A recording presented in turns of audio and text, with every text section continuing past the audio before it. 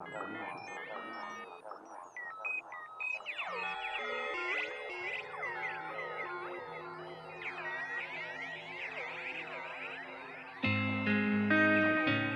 Antonio, and I play bass six and baritone guitar in Pavlov's Bell.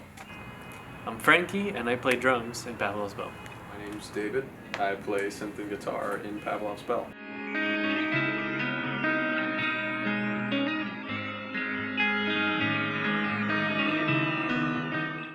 I know for me personally, the pandemic it's been a period of extreme growth and challenge. Personally, Most things, if not everything, that I, do as far as work or enjoyment or anything publicly ended. It was like a lot. most of the entertainment industry that has been very affected. Obviously, there's a collective depression that we all went through. The Mala Nota Gala came out of a place of us trying to still make it happen, trying to still celebrate the joy of playing music live. We wanted to not only promote the album that we had just recently put out, but we also wanted to celebrate it with all of our friends and our family. Not only as a form of celebration of our creation, of the time that we spent and the effort, but also as a contribution to our local community. It felt like this was something that was also part of that artistic expression. To know that the album didn't just exist in a vacuum in a recording. To do something besides just putting the music out there and have people listen to it.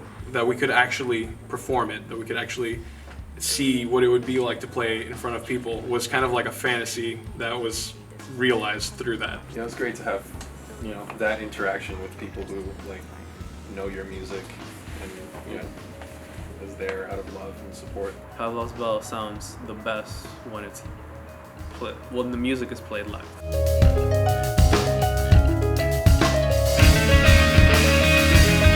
We're brothers, and it's something that we share. It's an experience. It's a love that we mutually share.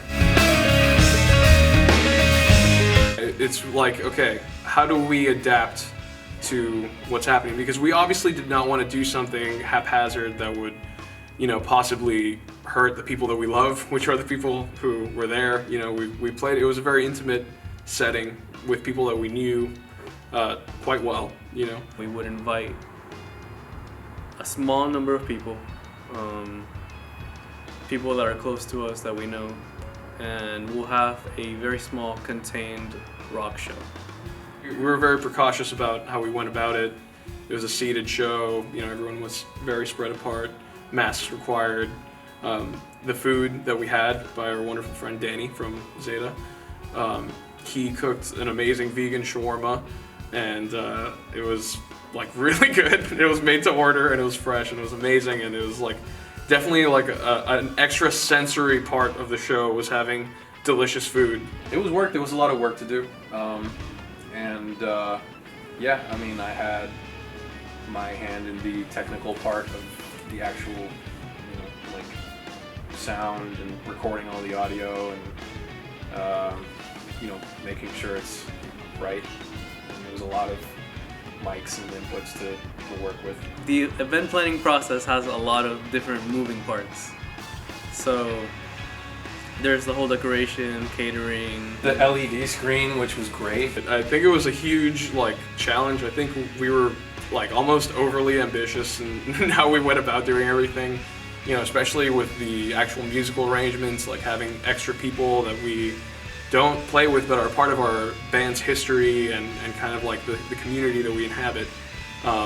It also felt very important to have that, but it was really hard. We rehearsed for a long time. It was a lot of work.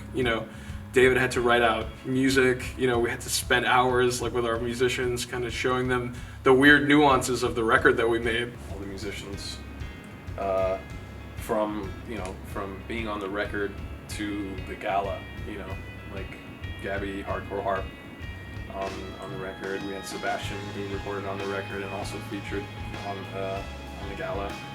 Santi, of course. We had George on the record too.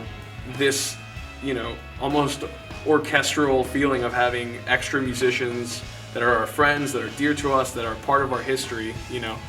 Kevin played guitar in the band for almost a year. Santi played in the band for 2 years, basically our first keyboardist.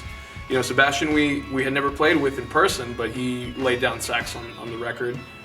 And so just those things coming together in actuality was just an amazing feeling. It felt good, especially the weeks leading up to it. Coming here, getting ready for something bigger. It was something that none of us had done in a while. So the live record, I'm actually very personally excited about it. All the audio that we captured from that night is going to be turned into a record as well, Mala Nota Live, which is, in my opinion, just as dense and enjoyable, if not more so. It's almost like a breath of fresh air into something that kind of, like I said, existed in a vacuum. I feel like there is a different energy that you hear, that you feel. I remember what this was like when I could just play my amplifiers super loud and rock out with my friends, and the energy of people watching, and it's that conversation between an audience and the performer. Just hearing the sound of a cymbal being hit. We have that mutual love and connection to this project that we'll make it happen. We will make it happen in any circumstance, in whatever way that we have to work around. I know for sure that we will continue to create and try to push our own boundaries, and regardless of how the world continues to deteriorate, I think that it's kind of something that we can't help but do. It's something that just is going to have to happen because that's what we do. We're just compelled to create, and honestly, I don't see that being stopped by anything, to be honest.